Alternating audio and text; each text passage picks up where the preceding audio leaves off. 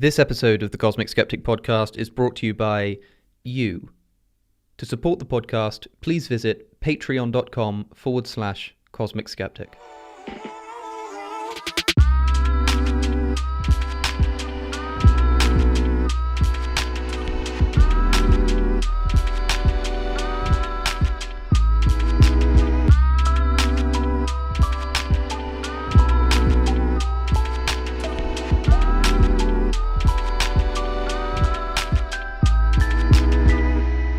So welcome back to the Cosmic Skeptic podcast, everybody. Today I am thrilled to be joined by Professor David Benatar of the University of Cape Town. He is, of course, the world's probably most well-known proponent of antinatalism, which is the view that it is immoral to bring new sentient creatures into existence. That is, it's immoral to have children.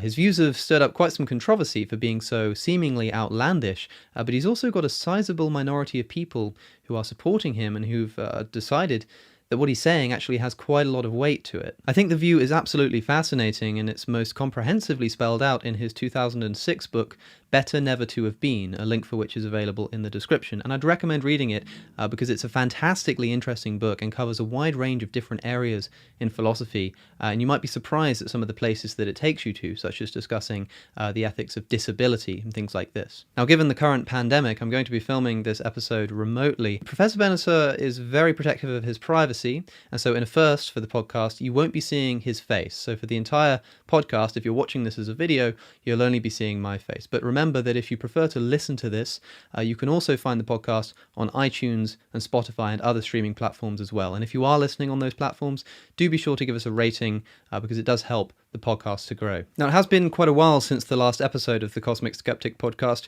I was hoping to film a new batch of episodes, a new series, as it were, over the coming weeks, but unfortunately the quarantine has stopped me from doing so. I tried to do the interviews in person rather than remotely, but if you like this kind of thing, then do let me know if you'd like to see a season of remotely filmed podcast episodes, or whether you think I should hold off and wait until I can interview more people in person. If you like this as an episode, then perhaps we'll do more of them in the coming weeks. Now, I think it will help in listening to this conversation if you have some familiarity with the antinatalist argument, but don't worry if you don't, because we do spell out the argument in the discussion, but then we start discussing some of its objections and some of its sticking points, so we don't go in as much detail as a new listener might like if they've never heard of antinatalism before. It might be worth either looking it up online and researching it a little bit that way, or maybe even reading Professor Benatar's book before listening to the conversation. But you can also listen to this conversation straight off the bat if you feel like it. But regardless of when you do it, I would recommend reading the book at some point, no matter what, because it is just so fascinating and interesting and challenging as well. So without saying anything more, I now present to you Professor David Benatar. So I'm joined now by Professor David Benatar. Professor Benatar, thank you for being here. My pleasure. Nice to be with you. It's great to have you. You've been one of the most requested guests that I've had, and I think part of the reasons for that is because about a year ago I went vegan, and since then I've become something of a vegan advocate on my channel. And for some reason, once I started talking about veganism, all of a sudden I was getting all of these requests to talk about antinatalism. Now, I've spoken a lot about suffering and pleasure-based morality before, but for some reason, specifically talking about veganism brought up the question of antinatalism. I don't know if you have any opinion on why that might be, why the two are seen as connected.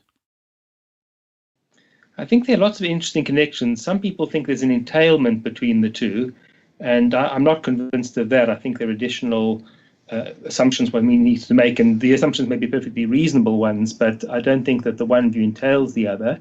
And nonetheless, I do think there are connections. So here's just one example.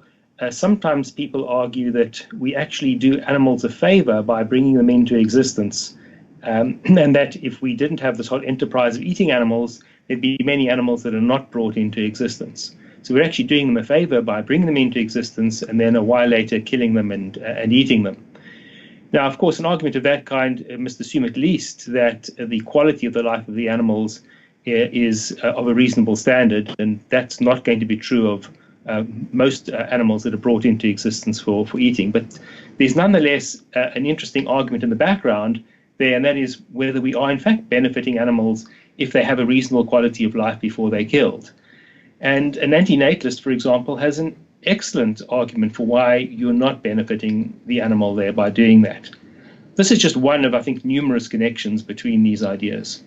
I see. I mean, I would be tempted to argue that if what you're doing is actually minimizing suffering for an animal and producing more pleasure, that by the definition of veganism that philosophical, ethical vegans use about minimizing suffering to animals, that perhaps that would actually be a vegan thing to do. But it's just interesting to think about why the two might be connected, whereas my audience didn't seem to connect antinatalism to just my general talking about pleasure and pain in general. But this is one of the places I wanted to begin, if we could, because of course we can jump into the philosophy of antinatalism, but I think a lot of people would be interested to know what your meta-ethical foundation for all of this is, because it seems in Better Never to Have Been that you kind of take for granted almost a utilitarian approach. And I don't know if you see it as a utilitarian approach or as something slightly different.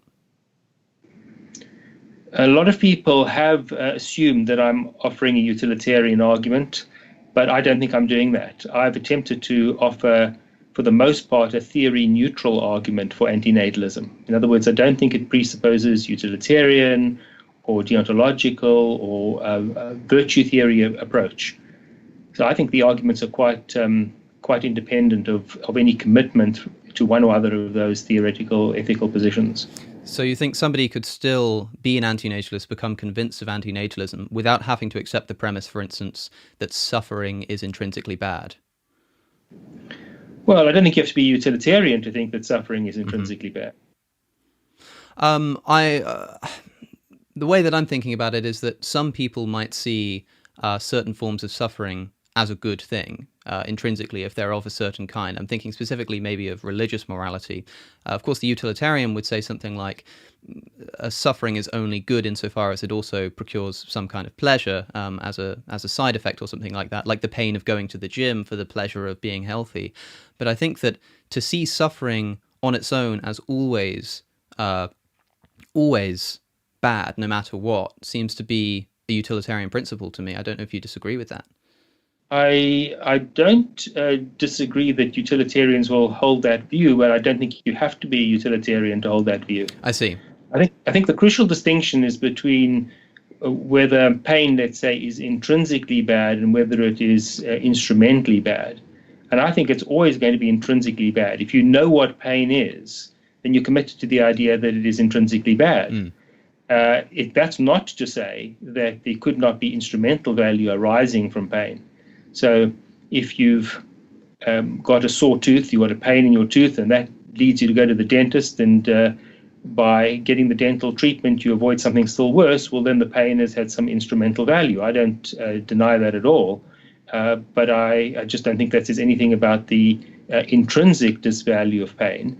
And nor do I think that you have to be utilitarian in order to think that pain is intrinsically disvaluable. Right. So the pain would still be bad in itself. It's not as like because the pain of the toothache leads to a good thing that the pain becomes a good thing, because I've heard some people argue that way, but rather the pain is still a bad thing intrinsically, but just leads to something which is pleasurable.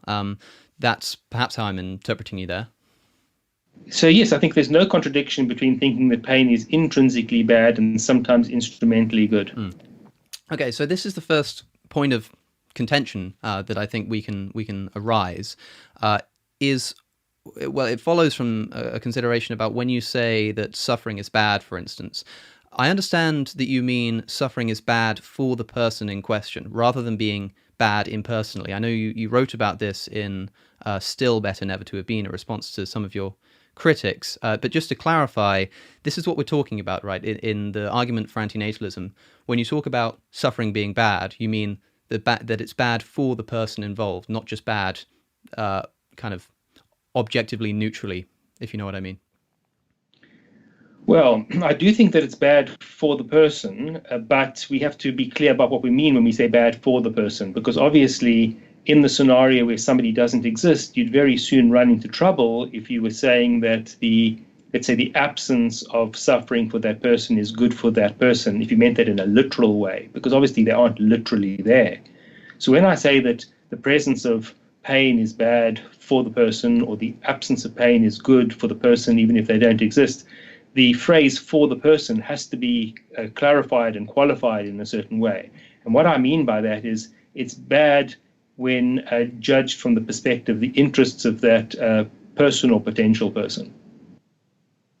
Okay, I see.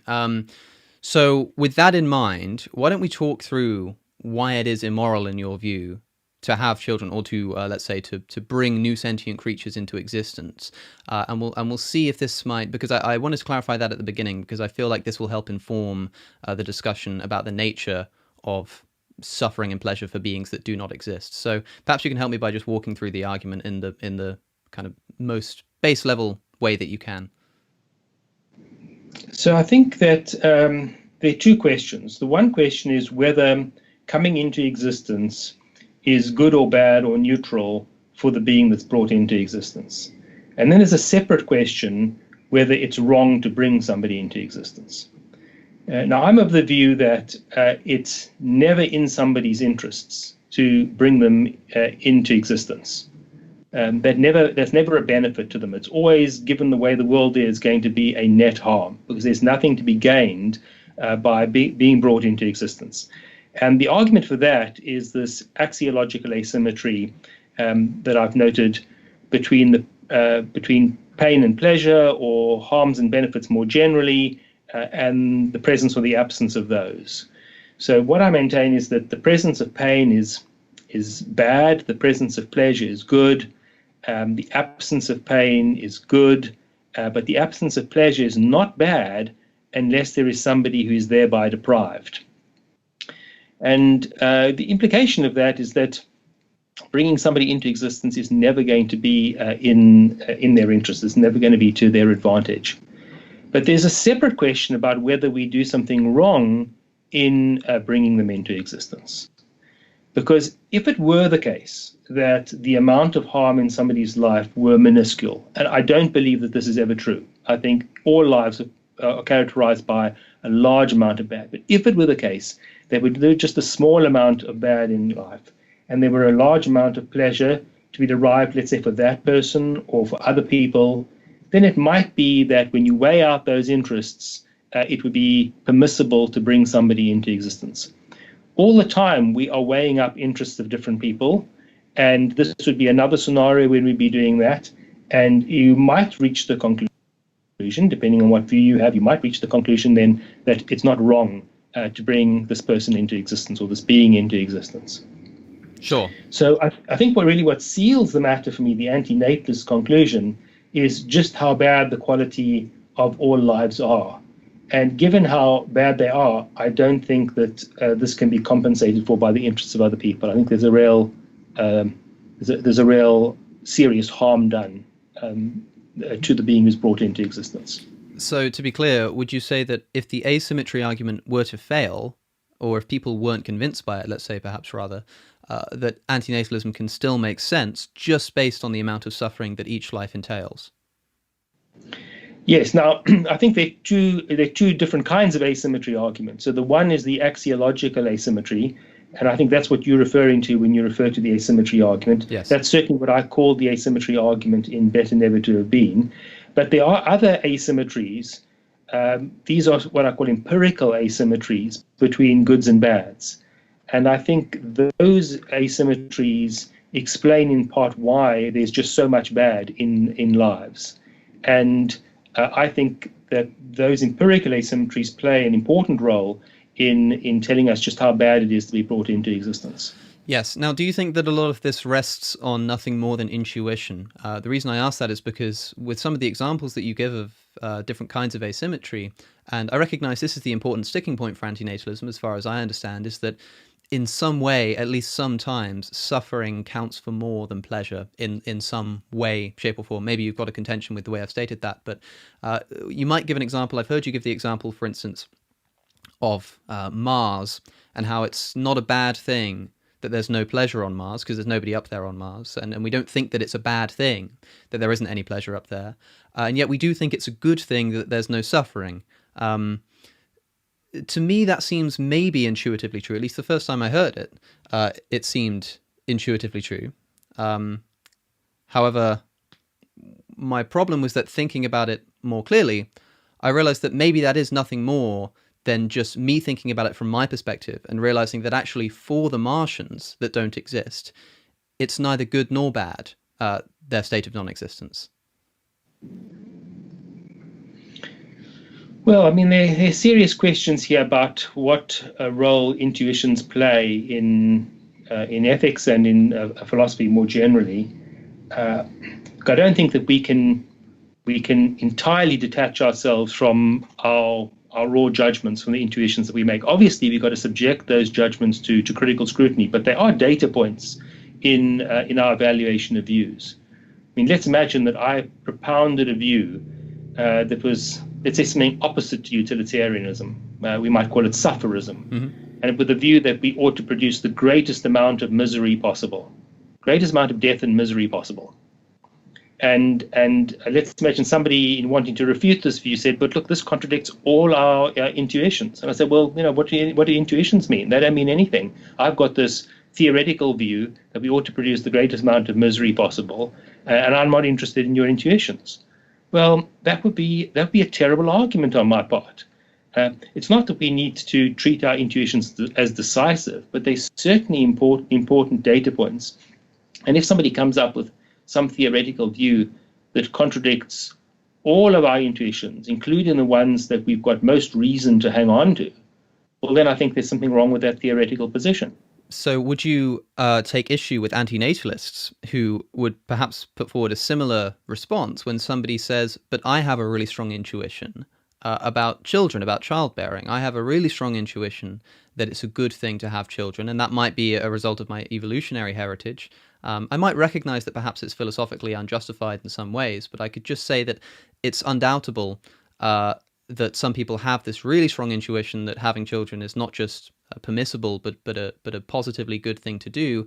And if you come along and present this theory of antinatalism, do you see a kind of reflection of what you've just said in this kind of line of thought? Somebody saying... No, not at all. Not at all, because I've just made the claim that we can't dismiss intuitions per se, or entirely. What I'm saying is we need to subject intuitions to critical scrutiny, and sometimes we need to weigh up different intuitions and see what we need to give up on this theoretical account and what we need to give up on that theoretical account. We want to establish some sort of reflective equilibrium. We need to establish some conclusion that's well reasoned through. So I'm open to evaluating intuitions. If somebody's got a good reason why I should reject an intuition, then I'm open to considering that. All I'm arguing is that we shouldn't just reject all intuitions out of hand immediately. I see. Okay, well, so let's talk about it then. Let's get to the grid of this. You say that for someone who doesn't exist, the fact that they are not experiencing pleasure is not a bad thing because they're not being deprived of anything. And yet the fact that they're not suffering is a good thing. A lot of people would want to ask, how can you say that, given that earlier we clarified that when you say something is good or bad, what you really mean is good or bad for the person. For a person who doesn't exist, this seems to make sense in the case of pleasure, what you're saying, to say that, well, it doesn't make sense to say that this person is deprived of pleasure because there's no one to be deprived. But how then can you say that somebody's being deprived of suffering in a good way? Well, I mean, obviously you want to try to avoid misunderstanding about what it means of good for somebody. This is the point that I was making earlier. So I'm obviously not claiming that there is somebody there who has no pain. So when I say that something is better for somebody or worse for somebody, I'm having to make a comparison between two scenarios, one in which they do exist and one in which they don't exist. The first thing to realize here is that this is a very unusual kind of scenario. Most times when we're thinking about whether something harms somebody or benefits somebody, they exist in both of the scenarios. So that's the situation which we used to thinking about matters. Now we're faced with an unusual scenario where the person doesn't exist in both options, in both alternatives. So one thing we can do is we can adopt a kind of Procrustean view and assume that our usual concepts must apply unwaveringly in this unusual kind of case. Or what we can do is we can recognize that there's something unusual about this case and recognize that our usual concepts might need to be adapted somewhat in order to cater for it. And I believe that second way is the wiser way to attend to this problem. There are a lot of people, I think, in philosophy who want to sort of offer a very clever solution. They say, well, our ordinary concepts just don't apply here, and we've got to stick with these ordinary concepts, and therefore there's nothing wrong by bringing a suffering child into existence. And I want to say, well, that may be clever in a kind of technical sense, but it's not wise to treat the unusual case like the usual case. Much wiser to recognize that there's something distinctive about this unusual case, which might require an adaptation of our ordinary concepts. So I would totally agree with this. My reaction is, however, that the way that I would treat the situation of non-existence differently is to say that for someone who's alive, potentially, if they're deprived of pleasure, that's bad, and if they're deprived of suffering, that's good. Whereas for the person who doesn't exist, because they don't exist, the deprivation of their pleasure is not bad, but neither is the deprivation of their suffering good.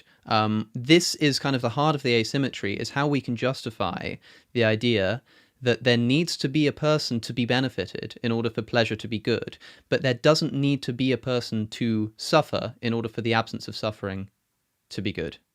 Well, you can go down your route if you like, and it is a route that I considered, but that has all kinds of other implications. And the question is whether you're willing to accept all of those other implications. Well, perhaps we could go through some of them.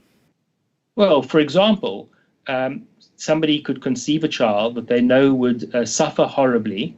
This is not just the ordinary suffering of an ordinary life. This is unusual suffering, let's say, and then the child would die at age 5 or 6 or 10, as the case may be. Most people think that if you knew that in advance and you could avoid bringing that child into existence, that's exactly what you should do. And if you willingly went into that, ignoring the sufferings of this potential child, you would be doing something wrong. Now, the question is, how do you explain that if you don't accept something like this basic axiological asymmetry? Is the essence of your question, because if I did accept that there was an obligation not to bring that child into existence, I would then simultaneously be committed to saying that there was an obligation to bring beings into existence that did experience more pleasure?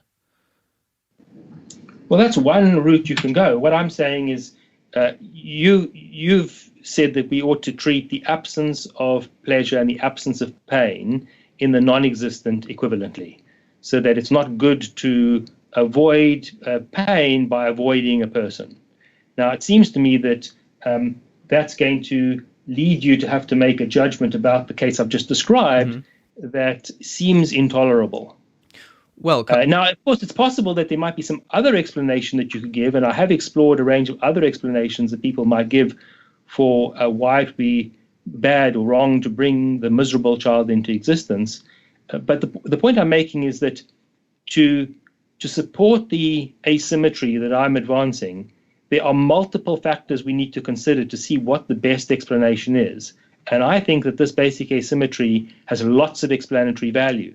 It explains the case that I've just mentioned, explains a range of other cases, it solves certain problems in population ethics. It has all of these theoretical benefits, which means I don't think we ought to give it up that quickly.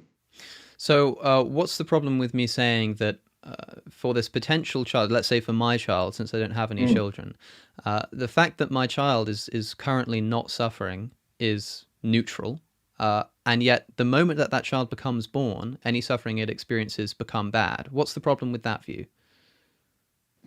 Well, what reason would you have not to bring it into existence? Because once it's been brought into existence, that would become a bad thing. And then what about why aren't you creating babies at the moment that on ordinary views would have lots of pleasure and benefits?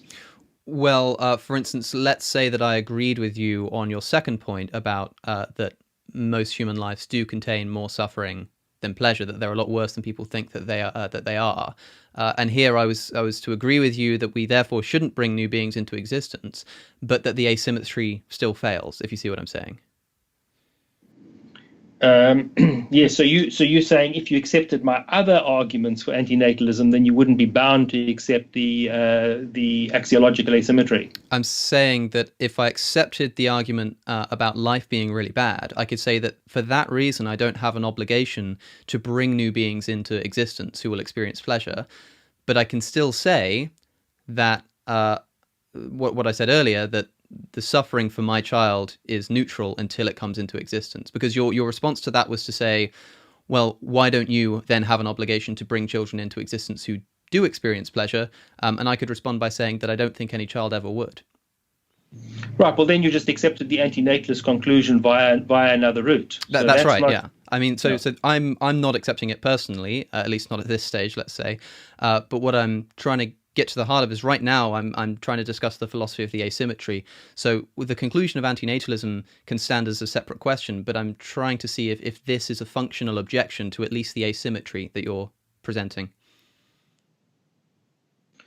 Well, I mean, I think there's a sort of methodological point here, because most people are not going to accept the second point that you accepted. Sure.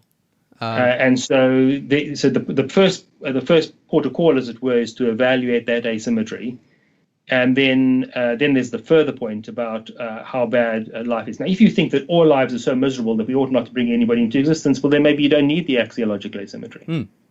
No, I'm sure you don't. But the reason that I'm pressing this is because certainly my audience are often interested in philosophical and ethical concepts in the abstract, kind of at a meta-ethical level. We're interested in the idea, and the conclusion that it leads to is also interesting, but that becomes more of a practical consideration. I just wanted to question this and see, because I totally agree with you that you can come to an antinatalist conclusion without the asymmetry, which is something that you agree with, but nonetheless you do think that the asymmetry holds. And I'm trying to present an argument here that would rebut the asymmetry argument, but not rebut antinatalism, if you see what I mean. And I wondered if you think that this is a good argument against the asymmetry. I'm not sure it's a good argument against the asymmetry. It may be an argument for why the asymmetry isn't necessary in order to reach the conclusion.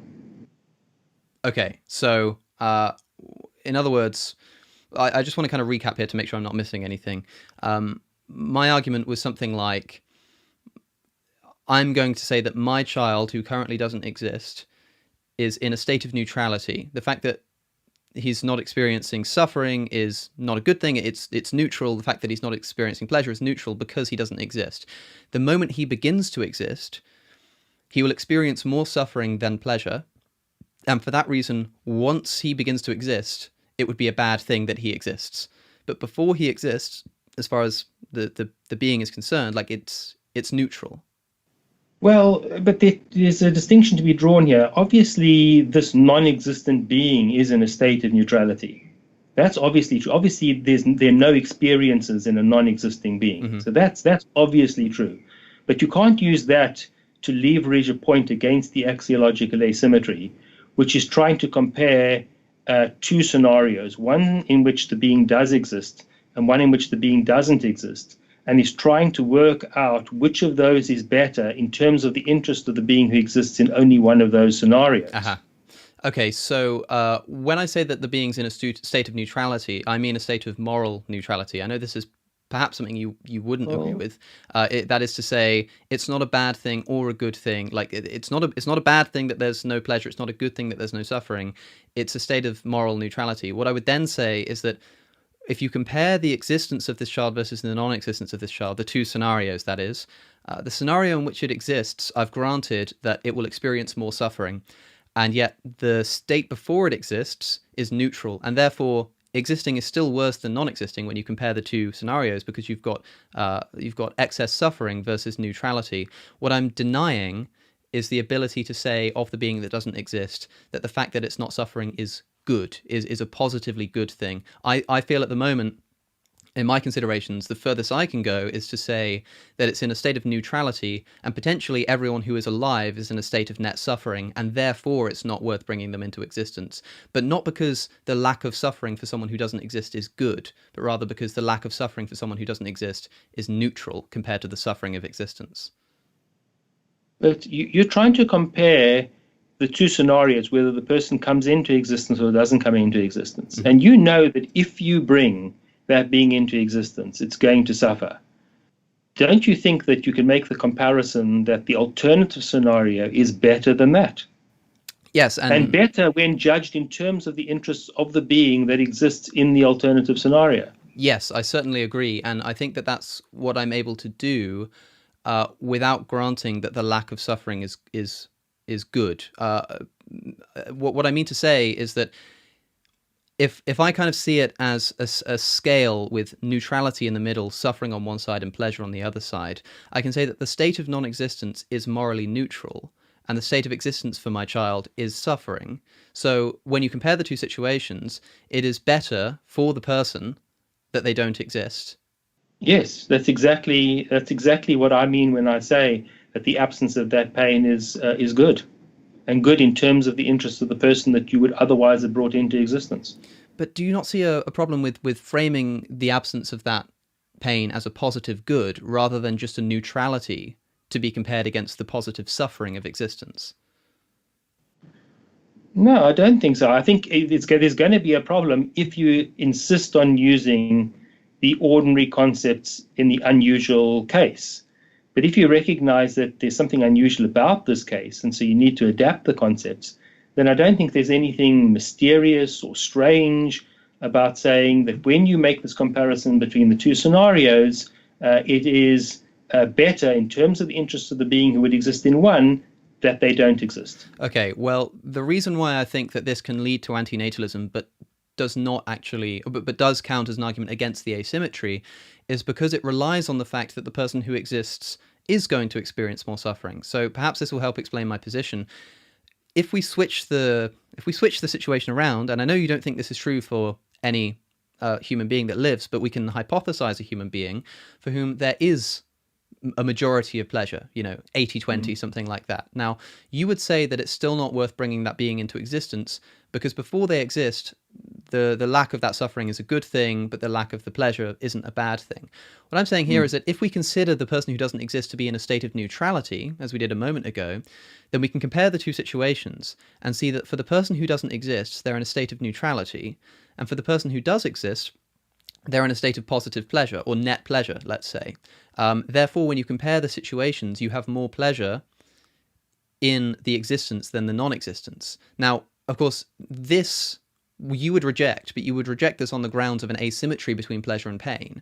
But what I'm saying is that a moment ago we reversed the situation, and I said that perhaps we have we can ascribe neutrality to the being that doesn't exist and net suffering to the person who does exist, and therefore conclude that it's not worth living. But do you see why I don't think that needs the asymmetry, or why I think that kind of counts against the asymmetry? Because if you just change the reality of the situation of the person who does exist so that they are experiencing more pleasure, then without the asymmetry, the argument would run to say that they should be brought into existence. But there are two questions here. The one is whether you need the asymmetry in order to generate antinatalist conclusions, and the other is whether you ought to reject the asymmetry. And I don't think you need the axiological asymmetry in order to generate antinatalist conclusions. You could get that via another route, one which recognizes the predominance of bad over good in a life. Mm-hmm. But that doesn't mean to say that we ought to reject the axiological asymmetry. Just because you don't need it with some other set of assumptions doesn't mean to say you ought to reject it. Okay, well, on that count then, I suppose I hope that, because this is a fascinating point of contention, and I hope that my listeners can try and work this out for themselves. But maybe one way to discuss this further, because you say that you've said a few times now that we have to take special consideration about how this is a unique case not existing, and we may need to treat it differently. So let's talk about, if we can, why it is that these arguments that apply to people who don't exist do not apply to people who do exist. For instance, a lot of people misunderstand antinatalism upon first hearing it, thinking that it's an argument towards suicidality or something like that, because it seems like you might be suggesting life is not worth living, and so we should end our lives. Perhaps you can briefly just explain why that's not the case in your view. Right. Well, although I think there's no interest in coming into existence, my sense is once we do exist, we have an interest in continuing to exist. Now, that's not to say that that interest could not be defeated. I do think that the quality of life can become so terrible that although you've got an interest in continuing to exist, your interest in avoiding all these horrors outweighs your interest in continuing to exist. But it is the case, nonetheless, that once you start existing, you've got an interest in continuing to exist. And so I think different standards apply to the question whether life is worth starting and whether life is worth continuing. There's a higher bar, as it were, to be met for the question about whether life is worth continuing or worth ending. So do you think that interests have moral worth intrinsically, kind of their own accord, regardless of the amount of suffering or pleasure that they may bring? Well, that's a complicated question, because some of the interests are going to be interests connected with the goods or bads of future life. Mm-hmm. So part of an interest in continuing to live might be an interest in the goods that you will derive if you continue to live, and the goods that you'll be deprived of if you don't continue to live.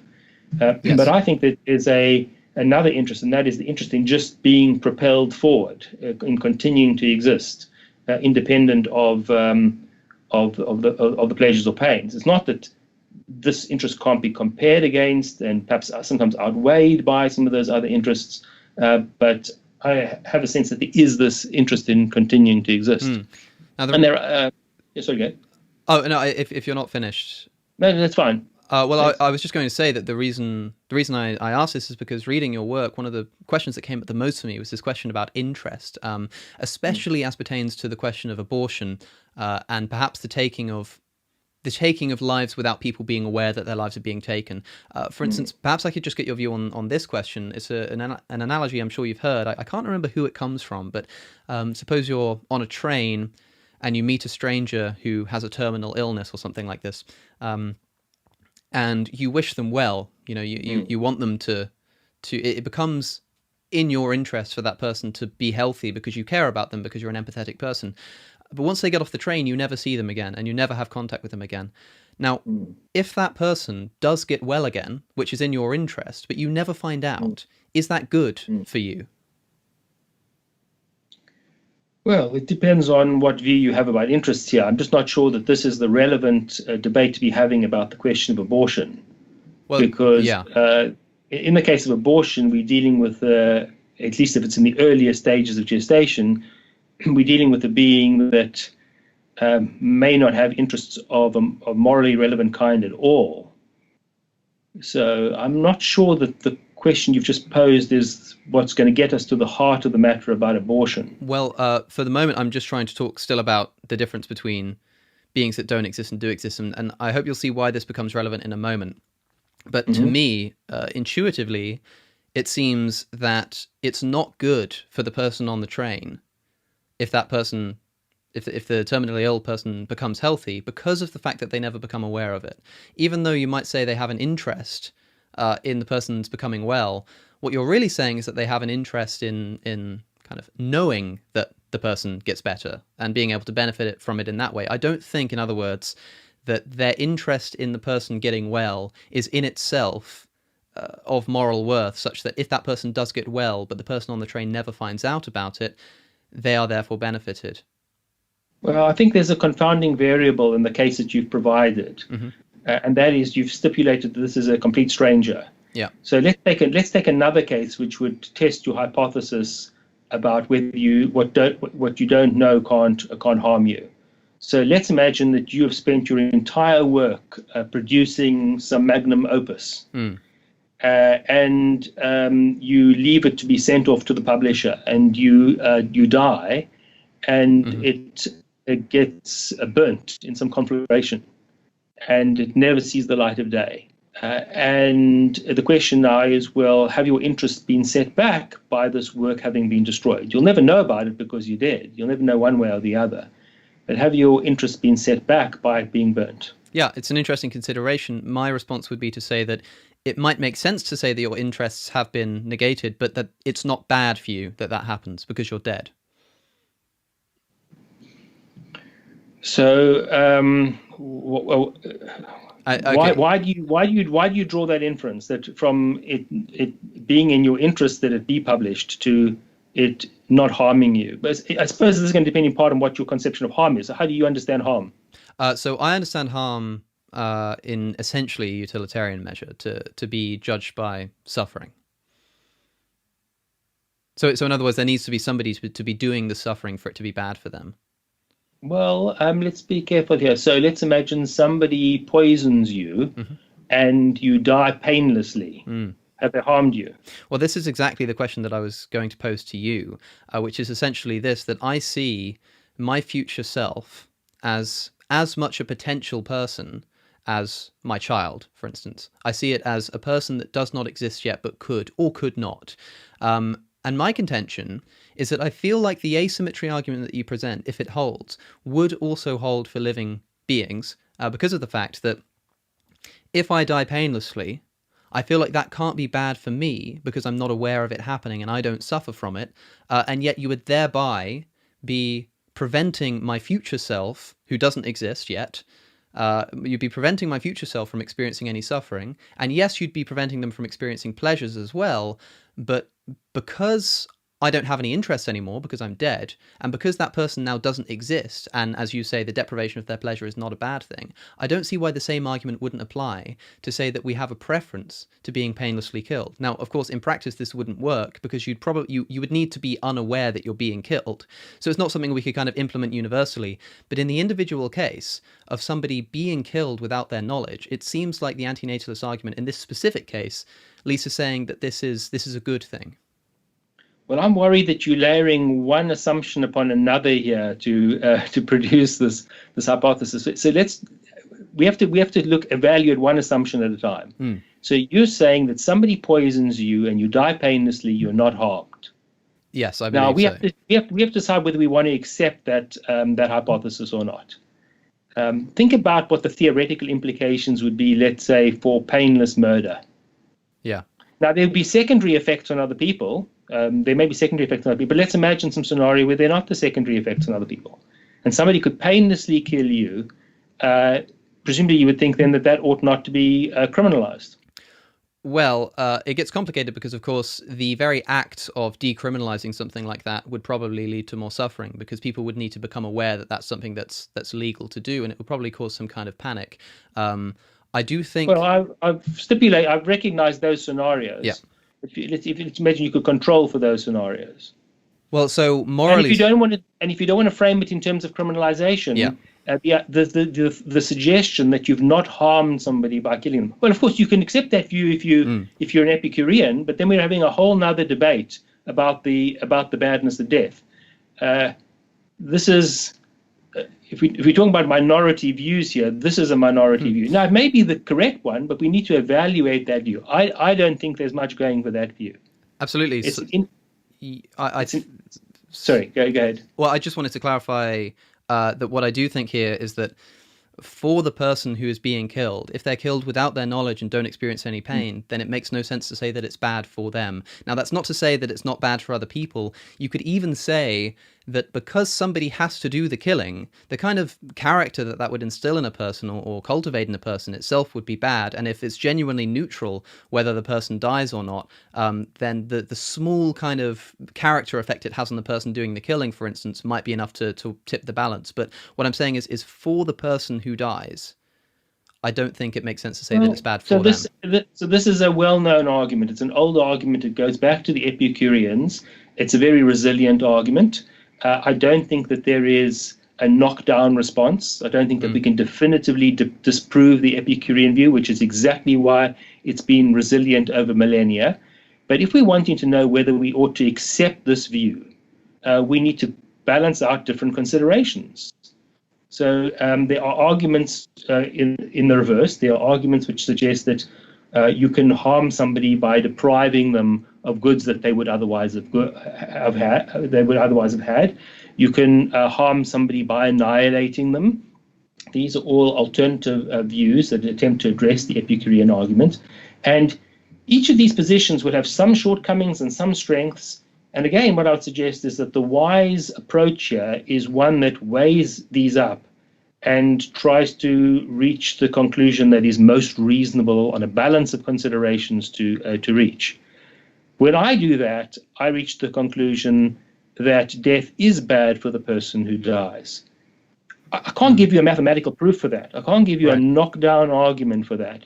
But I do think that the weight of considerations support that view rather than the Epicurean view. Yeah, I suppose what I'm trying to do is express what I feel and what I know a lot of my audience have felt when encountering antinatalism, which is that it seems on the surface level to be an unintuitive view, but once you become convinced of the asymmetry or something like that, it leads me, and the nature of pleasure and pain and its effect on a person, it leads me to the unintuitive conclusion that death is not bad for the person dying. And as you say, maybe this is just kind of a clash of intuitions here, but the way that I see it is that it makes just as much sense to see my future self as a potential person as to see my son as a potential person. And let's say that killing somebody, killing me, does harm me. It would of course harm me in a finite way, to a finite amount.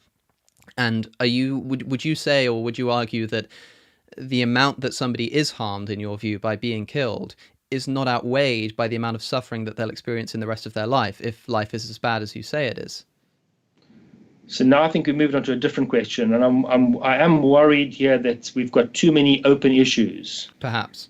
So I'd either like to try to close down some of the issues so that we know what assumptions we're working on, or I think we should shift focus. I'm not sure what you want to do in the time available. Well, I wonder what you think has most kind of gapingly been left open here. Well, one question is the question about the badness of death for the person who dies.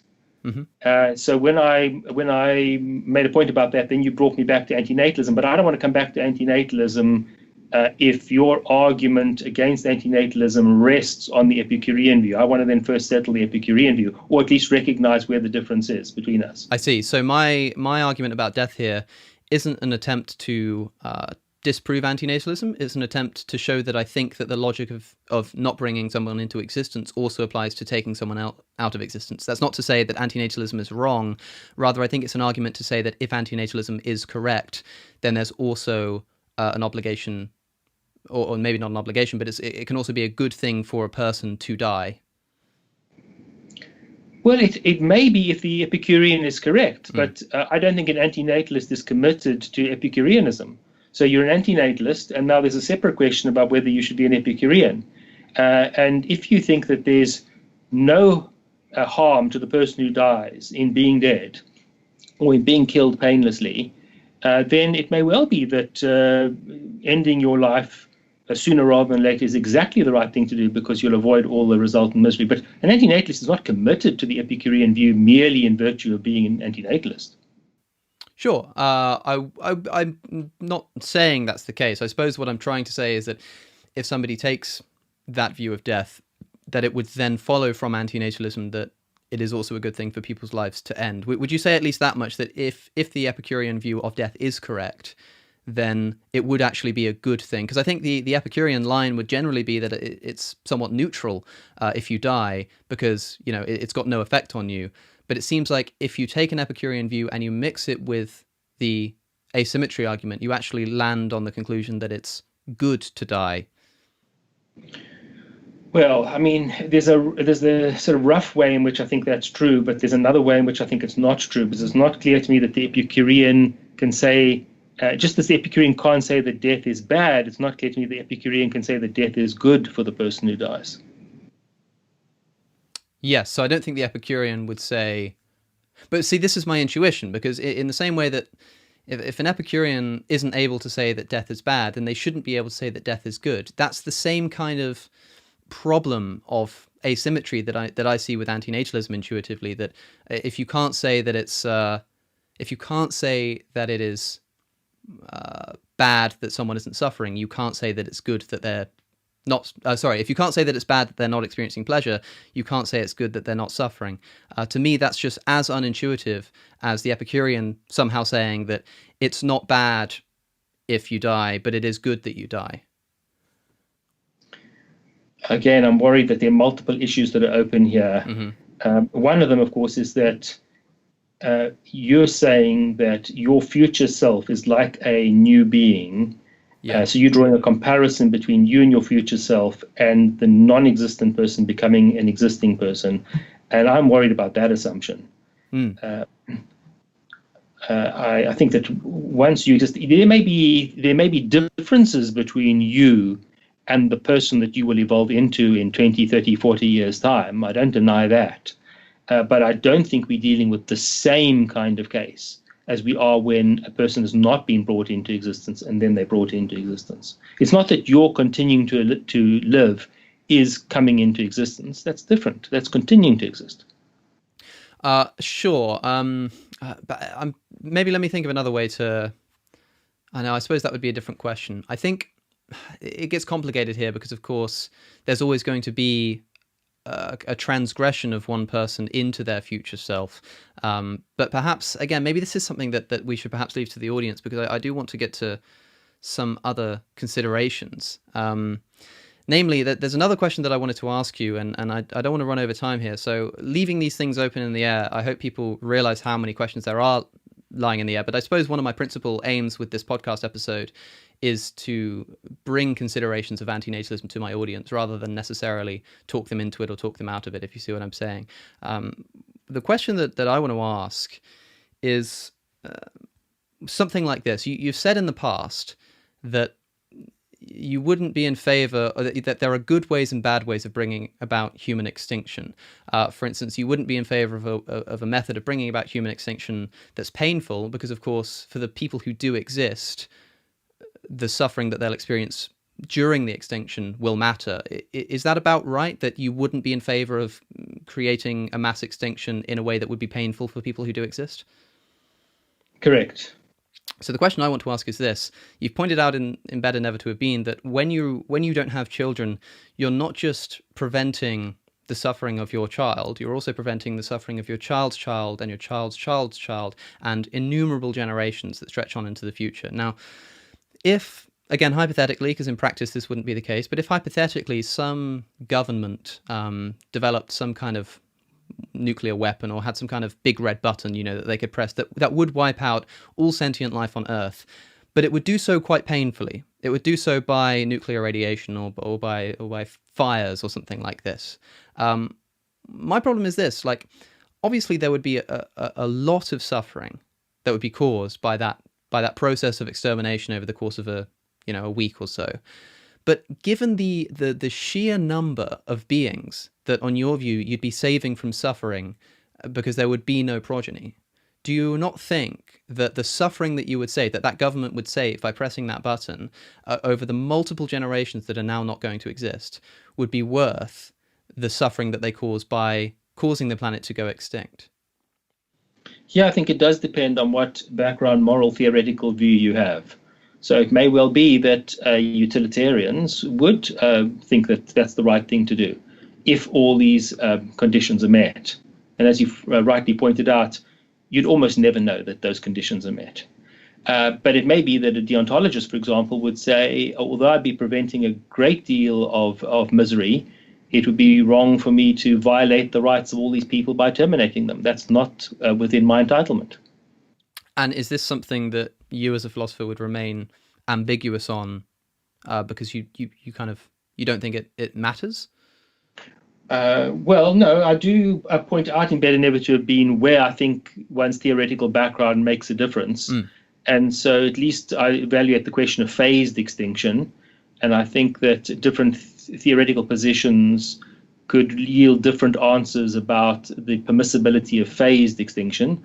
And I think something similar would be true about this sort of scenario that you're imagining now.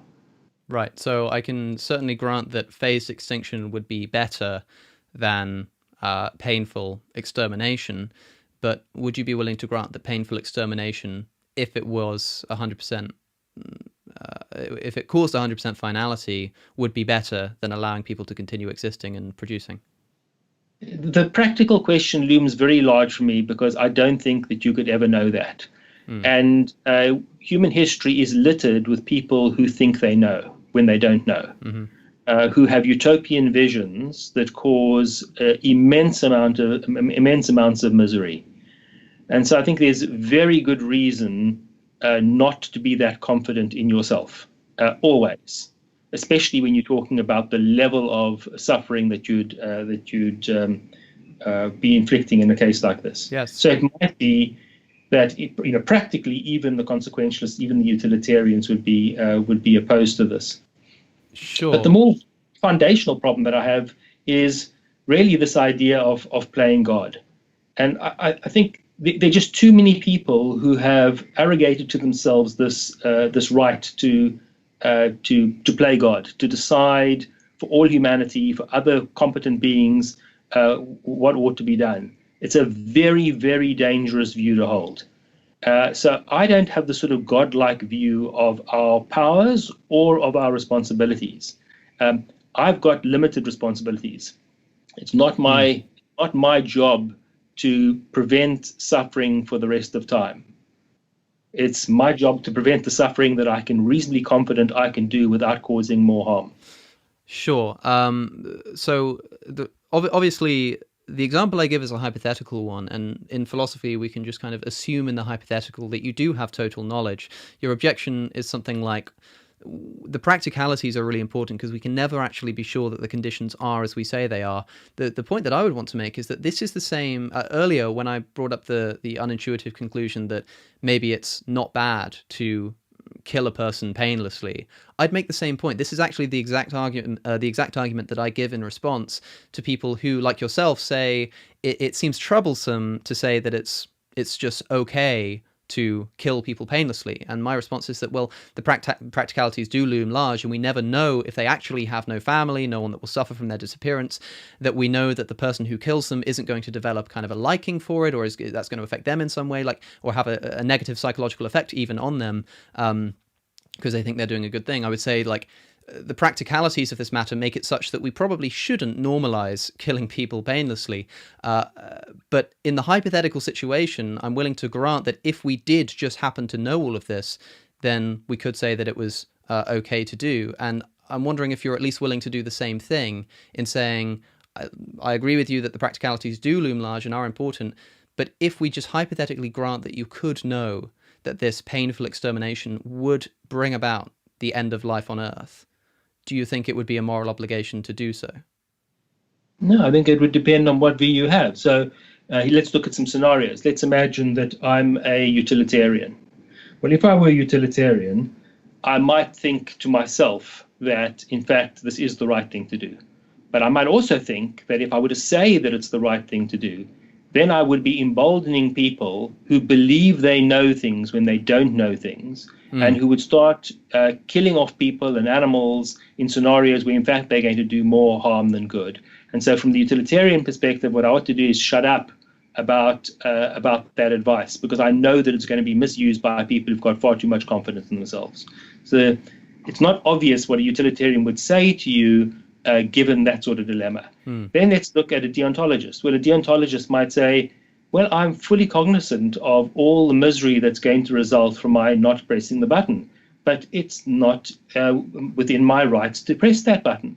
I mean, think about a much smaller scale case. Let's imagine you see somebody who's suffering from a terminal disease, and they want to continue existing. They believe it's worth their while to continue to live out the next few days or weeks, whatever it is that they have left. Whereas it is your very firm belief that all they're going to have is suffering, that by killing them now, you will be relieving them of a net harm. Well, may you go and kill them if this is a competent person? I don't believe so. I don't think that would be appropriate for you to do. Now, the scenario you've presented me is a scenario writ large, where I'm not speaking about one person in this scenario. I'm speaking about 7 or 8 billion people. A deontologist may, and quite plausibly, say, this is not within my rights to do that. So isn't this somewhat similar? I'm thinking specifically of the case of somebody thinking that their life is worth continuing, you having this firm conviction that it's not. If we take a version of antinatalism that's not reliant on asymmetry, but just reliant on your view that life is actually really bad, and you make the point that people's lives are often and usually much worse than they themselves know or think that they are, is this not a similar kind of judgment that you would make if somebody said, look, I mean, this person who exists, if I have a child, I can know with considerable certainty, given the conditions that I'm going to bring them up in or something, again, we can just grant this hypothetically, that they themselves are going to be of the opinion of being glad to have been born. Now, like an antinatalist could say, I know that they would be glad to, if you ask someone, they say that they'd rather been born, but they're actually just wrong in their own analysis of their own situation. I could just as well say to you, who are you to make that judgment for them, in the same way that you could say, who am I to make that judgment for the person dying on the street? Well, there's a crucial difference. The one is you're dealing with a competent being, and the other is you're dealing with a non-existent being. So it may well be that I believe the competent being is wrong. I often believe competent beings are wrong. There are many competent beings I believe are wrong, but I don't believe I'm entitled to interfere with them, because that's the whole point, is we're parceling out decision-making authority precisely because we are fallible, and they get to decide for themselves. If they're making a mistake, that's their business. Now, when you're thinking about bringing somebody into existence, this is an entirely different scenario. Not only is there no competent being there, there's no being at all. And you can prevent everything that would happen to that person by not bringing them into existence without any cost to them whatsoever. That seems to be a no-brainer case about what you should do. Yeah. Okay, so let's try and just reformulate this briefly in the last few minutes here. Let's get a bit more contrived to try and solve the kind of particulars of this situation. Let's say that a person is offered the chance by a time traveler to make it such that they themselves never existed. Do you think they'd have an obligation to do so? To what? To make sure they never existed? To make it such that they never existed. I want to resist the scenario because I think there are lots of confounding factors in the scenario. Once you engage in this time travel idea, you're asking people to imagine not that they didn't come into existence. At least this is the net effect, but rather that they go out of existence. So you think it would kind of be I the know same that thing? technically that's not what you're asking them, but already we know people have problems considering the counterfactual case, the counterfactual scenario when they didn't exist. Because what they keep thinking is, well, I wouldn't have been here, and I wouldn't have been able to do this, and I wouldn't be able to do this. And they sort of think about all the things that they would have missed out on. And that's exactly the wrong way to think about it. So given what we know about the unreliability of people's counterfactual judgments about the conditions of their own existence, when you present them with a scenario that involves time travel back from some point where they do exist to some point when they didn't, we can't expect to get a reliable judgment in a scenario like that. It's going to be an unreliable judgment. I suppose I just also think that you can't expect to get a reliable judgment from somebody who is going to die and knows they're going to die and thinks that it's going to be bad for them. I guess that's the kind of comparison that I'm trying to draw here, because I'd agree with you that if you presented someone with this time traveler, they would actually be thinking in their head about like stopping existing rather than having never existed, because in practice that's what it would mean to them. But we could come along and say, look, you don't understand. I mean, I know the way that you're experiencing this is that if you say yes to the time traveler, that everything, you want to carry on living as you are now, and that wouldn't happen. But you don't understand, like, philosophically, technically, you would never have existed. And the person you're making the decision for is your past self, who is an incompetent being, and you're making it on their behalf. It seems like you just wouldn't get a competent answer out of them. But I feel like the same would be true of the person who's dying on the street. But these are two scenarios we're thinking about. There's a real person there who's existing, and now we have to decide whether to terminate their life or not. And my view is you defer to them if they're competent. You're now contrasting that with some hypothetical scenario, not a real scenario, a hypothetical scenario where you're asking what an actual person to travel back in time after having decided whether or not they should start existing. This is not a real decision. No, I agree. It's not a real decision. It's a hypothetical question, and perhaps one that, again, we can leave to the audience to consider, because I realize we've just come up on time.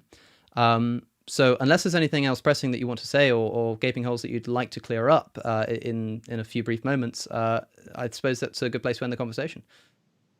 Well, thanks. Thanks for the interesting debate and discussion. I do think that we've left lots of issues open.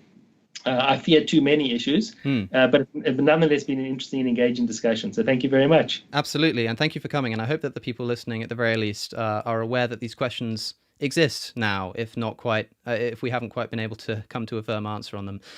So to everyone listening, as always, thank you for listening. Don't forget to subscribe if you're watching on YouTube, and leave a rating if you're listening on various podcasting devices, and click the notification bell. Everything that I do is supported by you on Patreon, so do find me on patreon.com/CosmicSkeptic if you want to see more of this kind of thing. But as always, thank you for listening. Thank you for being here. And I have been Alex O'Connor, and today I've been in conversation with Professor David Benatar.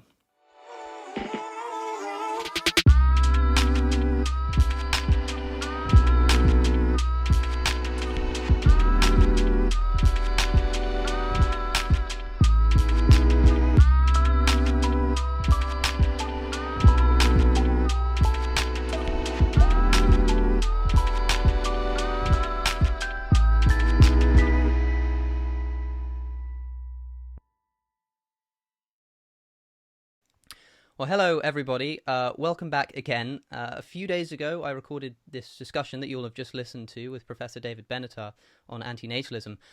And afterwards, Professor Benatar listened back to the conversation and thought that there were some clarifications that needed to be made. We were kind of speaking in the time constraints of having about an hour, so we left a few topics in the air and some things weren't fully explicated. So we wanted to take an opportunity to just sit and discuss some of the points of contention and some of the bits that Professor Benatar wanted to clarify as a little addendum to the conversation we had.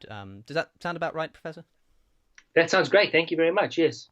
Sure thing. Okay, so I suppose the best way to do this, let's just jump in, and if you just want to let me know some of the points that you heard upon listening back to the conversation that you thought wanted some clarification, and we'll see where it goes.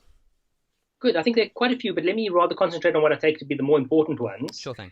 It seemed on a number of occasions we were speaking past one another about the question of the value of pain and pleasure, both in their presence and in their absence.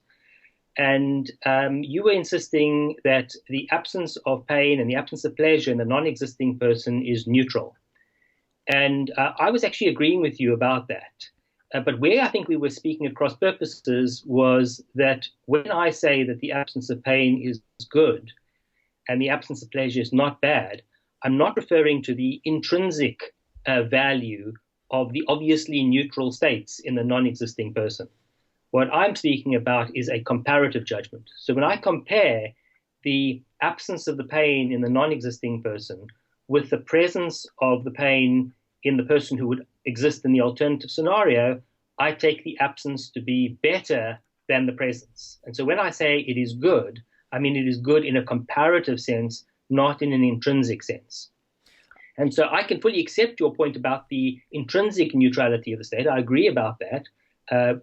I'm simply making a comparative claim.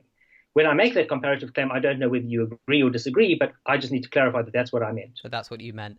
I suppose the confusion for me there would have been that when you use terminology like good, for instance, if I were comparing two negative states, if there were two instances of horrific suffering or something, but one was slightly less worse, I would hesitate to call it good, even comparatively speaking, to make an argument that kind of said that if forced to choose between two really bad options, that one is good. If there are two candidates in an election, both of whom you think are terrible, it would seem like a strange thing for me to say that it would be good to vote for one of them or something like that, rather than kind of framing it as being less bad or something like that, if that makes sense.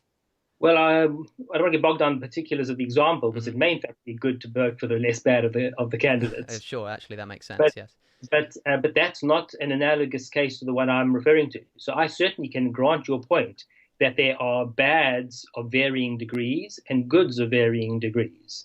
But the point I'm making is that the absence of all the pain that there would be in the life of the existing person, that is good in the sense that it is better than that alternative. Sure. Now, this may be due to a lack of full understanding still of exactly what you're saying, but what's the problem with saying, for purposes of clarification, what's the problem of saying that if a life, when it did come into existence, had a majority of pleasure, that compared to the state of neutrality, because that would be better, there would be, let's say, more of a good thing, something like this. Why can we not say that existing in that instance is good compared to the neutrality of existence if there is a majority of pleasure? Well, this is where I think you're getting ahead of yourself, because you're reaching an overall judgment about the net value of existence before you've compared the components, namely the presence or absence of the pains and the pleasures. So before I reach a judgment about whether coming into existence is a net harm, a net benefit, or neutral, I want to compare the presence and the absence of pain and the presence and absence of pleasure in the two options. And so I think the absence of the pain is good, and by that I mean it is comparatively good with the alternative. But the absence of pleasure, I think, is not bad. And what I mean by that is when you compare it with the alternative, it's not bad that it's absent, and it's not bad because there's nobody who is deprived of it. Right, so it's not bad even in a comparative sense. It's not worse, that is to say. Exactly, it's not worse. I see. It's not, that's exactly the point. Now, once you've got those two comparisons in place, now you're in a fit state to make the evaluation about the overall value of the life. Okay, But this, that makes sense. sorry, yeah, this does lead us to the second concern. So you argued that one doesn't need the axiological asymmetry in order to generate the antinatalist conclusion, because if you think, and you didn't actually commit to this yourself, that you believe this, but you said if one thought that the that the bad in the life outweighs the good, or let's say the bad in all lives outweighs the good in all lives, then you could reach the antinatalist conclusion even without the axiological asymmetry. And I agree that you can reach the antinatalist conclusion without the axiological asymmetry. But what I wanted to resist, and I did resist this in multiple points in our discussion, was the inference that therefore the axiological asymmetry is false. What I didn't do, I think, was to clarify why, in some detail, why I would want to adhere to the axiological asymmetry. I gestured at there being a whole range of considerations, but I didn't sort of specify what some of those are. So let me just cite a one for you. Almost everybody's going to deny that most lives contain more bad than good. Yet most people accept that, for example, there is no duty to bring a happy person into existence, but there is a duty to avoid an unhappy person. So if there's an axiological asymmetry that explains the judgments that most people make about these things, then it's got an explanatory value which your hypothesis doesn't have. So it's not that anybody who advances the view that you held is incoherent in some way. They have reached antinatalism without the axiological asymmetry, but there's nonetheless a great explanatory value in that axiological asymmetry. Sure. To clarify on my part, I wouldn't say, let me see how this was worded. I wouldn't, and I hope people don't interpret me as saying that because antinatalism can be reached as a conclusion without the axiological asymmetry, that therefore there's a problem with the axiological asymmetry. That would be a totally invalid syllogism, of course. I suppose I was making two separate points. One is that in isolation, I felt like the asymmetry could be challenged. But that wasn't because you could reach the antinatalist conclusion without it. It was just a side note for clarification that said that just so that people know you can reach it without the axiological asymmetry. So if there is a criticism that you have that you think holds, you can still be an antinatalist. But it's worthwhile making the clarification you made there, I think. Thanks. Yes, so I'm pleased you accept that, because I had the sense in the conversation that you were vacillating between those two positions, and that sometimes you were moving from the claim that the axiological asymmetry wasn't necessary to the point that this was actually a challenge against the axiological asymmetry. So if that's cleared up, then that's great. This is an important feature of our subsequent conversation here. Yeah, well, I certainly don't think that it's because it works without the asymmetry that the asymmetry would fail. I don't think that's the reason that it fails, if that makes sense. Now, I hope people didn't interpret me that way. Maybe some of them did. Maybe I actually did say things that suggested that. Part of the reason for that might be, and it's worth listeners kind of reflecting on this, is that because this is quite a unique area of philosophy that isn't addressed very much, sometimes I suppose the terminology can get mixed up if you haven't been spending a long time making sure that you're using everything correctly and specifically. So it may well be that at a number of points I accidentally equivocated, or I kind of misunderstood an argument quite badly or something like that. So it is really worth paying attention when listening to a conversation of a topic that's brand new, and I hope listeners can do that. Are there any other areas that you feel are of pressing need to make sure that we're on the same page about? Thanks. Yeah, first, let me say that I think you're quite right. These are very difficult matters. It's hard to get one's head around them. They're very challenging. I think it's one of the reasons that makes them so interesting. So I think there are two other points that I wanted to raise. The one was about the Epicurean arguments. And there were places where I think I was insufficiently precise in what I said about the Epicurean argument. I did correct it later on. I made it clear what I meant by that. The odd thing for the Epicurean is that just as they can't say that death is bad for the person who dies, they also can't say that it is good for the person who dies. And both you and I acknowledged that in the course of the discussion. One of the counterintuitive implications of that is that if you have somebody who is suffering, they're in extremis, they got a terminal condition, you can't say that it's better for them to die. I can say that. I can say it's better because I don't believe that you have to exist in both of the scenarios in order to make the comparative judgment. But if you're somebody like the Epicurean, who insists on what's sometimes called the existence requirement. That is to say, you have to exist in both of the scenarios in order for the comparison to be made. They do run into that difficulty, but I can explain why death would be better for somebody who's suffering greatly. Now, of course, you don't have to accept the antinatalist argument in order to reach that conclusion, but you do have to be able to compare existence and non-existence. Yes. And I do that with the coming into existence case, and I also do it with the going out of existence case.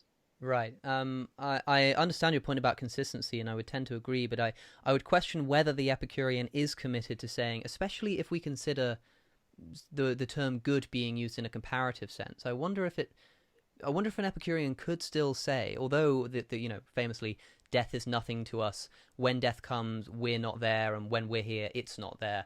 That still, if somebody is suffering, the Epicurean could say that it's good to die in the sense that it's better to be dead, because that it's better to have nothing than to have something, if that something is a net negative. I wonder if they'd be committed to it in that respect.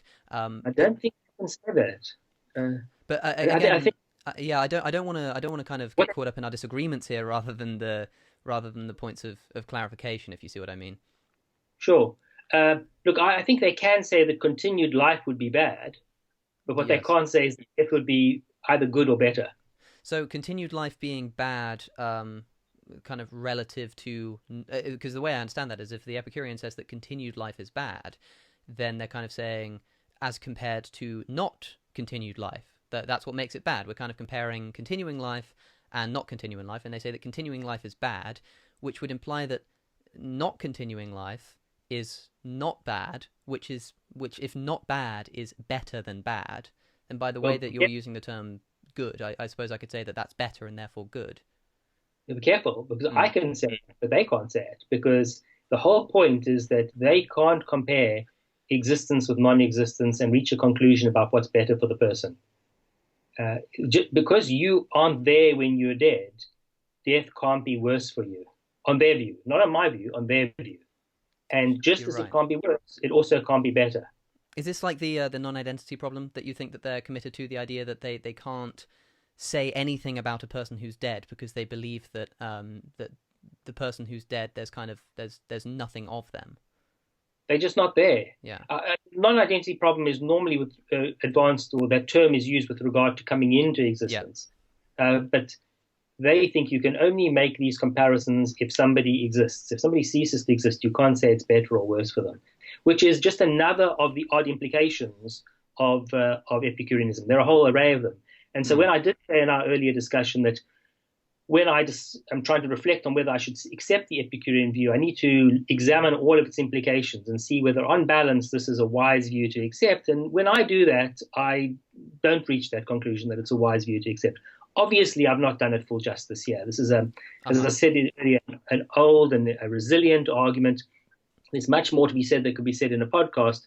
But I do think that what we've discussed now is clarificatory and advances our earlier discussion. Yes. So I want to press to the listener that the purpose of this addendum here is to clarify points. So I would stress that I still disagree with a lot of what you're saying here. I'd even potentially disagree still with the idea that Epicureanism is committed to what you're saying it is. I'm not sure on that. Maybe it's something that I'll revisit and write about in the future, but our purposes here are just to make sure that we at least understand the points that are kind of being made as they're being made, right? So I think when I'm saying kind of sure that makes sense throughout this little conversation that we're having now, I don't mean in terms of I'm bowled over and agree with you. I just mean to say that that's a useful clarification, but it doesn't mean that I agree with the argument. Having said that, we can kind of keep going for as many as you think are worth clarifying, unless that was the last major one that you had. Just one more, if you don't mind. Of course. So at the end of our discussion, you were presenting me with the benevolent world exploder. You didn't use exactly that terminology, but you asked if I was presented with the option of destroying all sentient life, then would I press the button or not? And the challenge was obviously, because of all the suffering of generations in the future that I could prevent, there's presumably some very strong reason for me to press that button. And I stepped through the different theoretical positions, and I suggested that a utilitarian might be willing to press the button, but might also not want to let on that they would press the button because there might be negative consequences to Yes. letting on. And then I raised the case of the deontologist and said, well, they may well not press the button because although there'd be a vast amount of suffering that they'd be preventing, they might plausibly say it's not within their rights to press that button. And I gave the example of somebody who is suffering from a terminal disease. It's very likely, let's say, in my view, that the bad far outweighs the good and that it would be in their interest to die. And I asked myself, should I kill this person? And my view is, no, I shouldn't, because if this person is competent, then they get to decide for themselves. They may well be mistaken, but I don't get to override a competent person and decide to take them out of existence if they want to continue. And my point, and I didn't make this, I suppose I said it to some extent, my point about the benevolent world exploder is that you just multiply that case by, let's say, 7 or 8 billion cases in the case of human beings, and even still more in the case of all the other sentient beings. So just as I don't have a right to kill the one person, I wouldn't have the right to kill all of the others.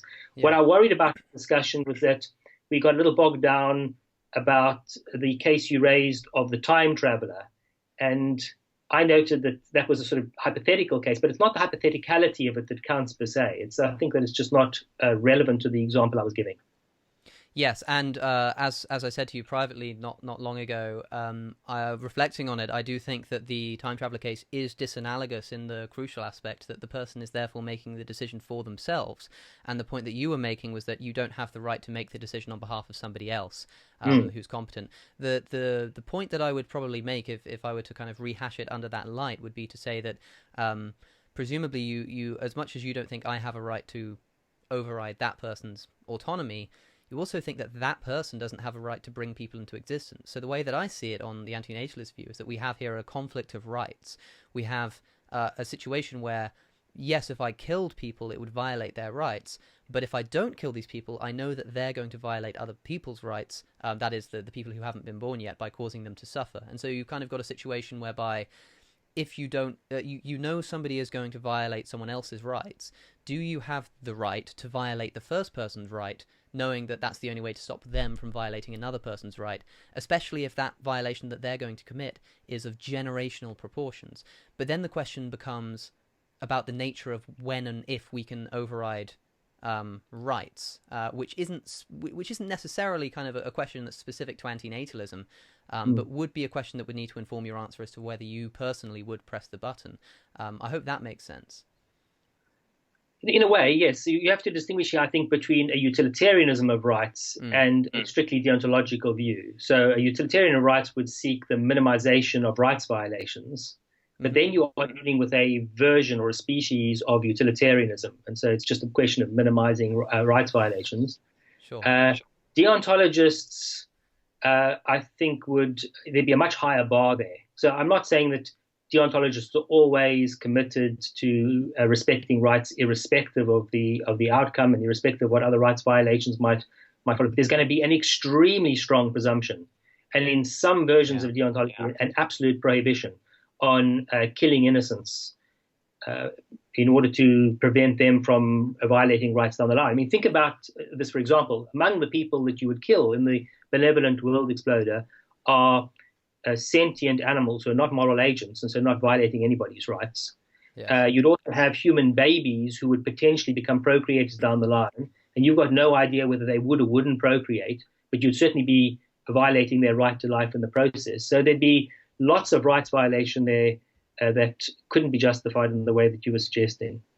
Yeah, I could see ways around it, but again, that would be a point of disagreement rather than one of clarification. I suppose just to close out, because thinking about it now, we never kind of landed on a question, and perhaps it's one that you wouldn't want to personally answer, but I wonder what the answer, in your view, would be to the question of whether it is good to press the button. I don't mean from each perspective. I mean from your perspective. If the button is in front of you, am I to take from what you've just said that you would not press the button? I think let's leave my view on this particular one out of. I've spelled out the different options and I've shown you that there's no implication. I may answer that at some point, but I think I'd just rather not answer it now. That's fine. Leave it to the consideration of the audience, at least. I know that certainly when I've been asked it in the past, I've not wanted to answer it because it can It's one of those really controversial questions, so I totally understand that. Well, unless there's anything that you wanted to clarify on top of that, I think you said that was the last point, the last major point at least. Yeah, that's right. Thanks very much. Fantastic. Well, then I just wanted to thank you again and do so publicly to say that it's the fact that you wanted to have this conversation shows that you do really care about making sure that our listeners are understanding you properly and really getting the best chance at engaging properly with the antinatalist argument. So it's refreshing to see. This hasn't happened with a guest before. It's nice that you've kind of listened back and been willing to do this follow-up. I hope people listening will take this seriously and take these clarifications on board and go and revisit the arguments that Professor Benatar makes and read the book with these things in mind, and see what they think about it. And if they do have any points or questions about it, leave a comment in the original video, because I know that there's a very strong, active anti-natalist community online who are always willing to talk about these things and respond to comments like that. So do be willing to do so. But really, yes, I have to thank you again, Professor Benatar, for joining me and for doing this follow-up discussion.